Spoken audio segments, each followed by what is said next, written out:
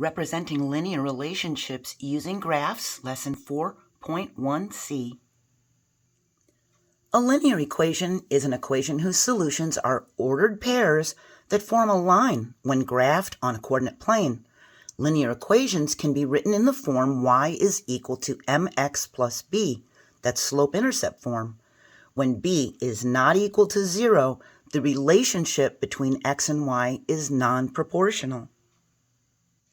So again, so that you'll remember this, y is the dependent variable, the output, m is the slope of the graphed line, x is the independent variable, the input, and b is where the line intercepts the y-axis.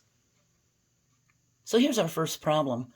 The diameter of a red maple tree sapling is currently 5 inches when measured at chest height. Over the next 60 years, the diameter is expected to increase by 1/4 inch per year. The equation y is equal to 1/4 x plus 5 will give us the value of y, the diameter of the tree in inches, after x years. So we know the diameter is going to increase by 1/4 inch per year. Remember, if we have a circle, this is the tree's trunk, the diameter is going to go from this point to this point all the way across. So right now, it's a young tree, and it's 5 inches across.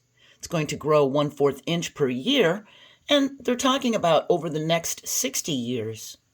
We draw a graph of the equation and describe the relationship. Is it proportional or non-proportional? We have our equation, and we're going to draw a graph of the equation and describe the relationship. So step 1, we make a table of values. We have the number of years and the diameter in inches. This is going to be our x, and this is going to be our y. See? After 0 years, well, it's 5. We have 1/4 times 0. That's 0 plus 5. That's 5. Y is equal to 5 when x is 0. Now, I chose x values that are multiples of 20 since the problem mentioned 60 years. So in 20 years, we're going to multiply the 1/4 times 20, which is 5. Then we add the 5. We have a 10 for y.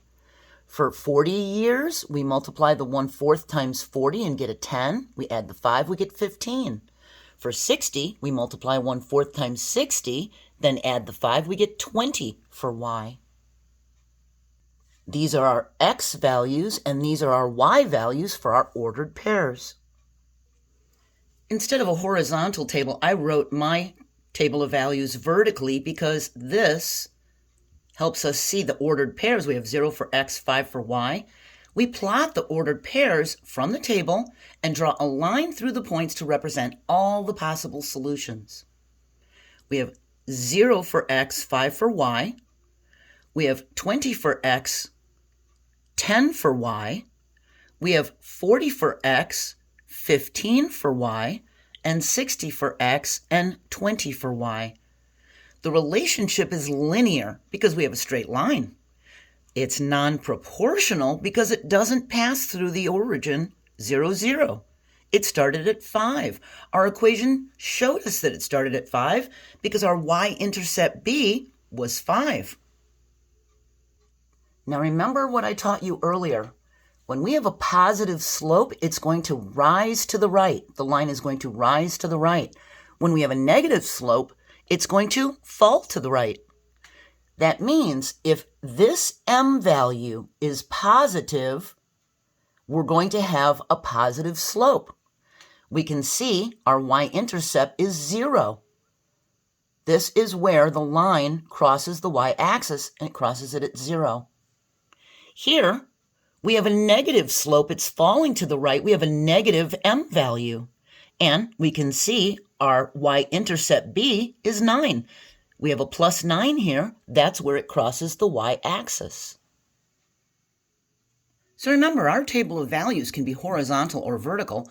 I personally like the vertical ones going up and down because you can see the ordered pairs very easily. We make a table of values and graph the solutions of the equation. We have y is equal to a negative 3 slope times some number x plus 2. We know just from this plus 2 that our line is going to cross the y-axis at a positive 2. It's right here at a positive 2. We have our x and y values. Well, where this x is 0, then the y value is going to be 2. If we have negative 3 times 0, that's 0. If we add 2 to it, y is going to equal 2. We find values for x and y that will make this equation true. We plug in the numbers from the table, and we get our y values, our output. We have point A, B, C, D, and E. We plot them. Then we connect them with a line. And since it's falling to the right, we have a negative slope like we're supposed to. So what we did was we have our equation, and we just put numbers in for x and did the math. We have a negative 3 times a negative 1. Remember the rules to multiply and add integers. We have 2 negatives. That's going to make a positive 3. So when we add the 2, we're going to have a 5 for y. If we use 0, well, then we're just going to have a 2 because we're adding 0 plus 2. If this is a positive 1, we have different signs. That's going to make a negative 3. When we add 2, we're going to get a negative 1. Here we have a negative 3 times a positive 2, different signs. That's going to give us a negative 6. And when we add a positive 2, it's going to bring us back up to a negative 4. And same with a positive 3, that's going to bring us back up to a negative 7.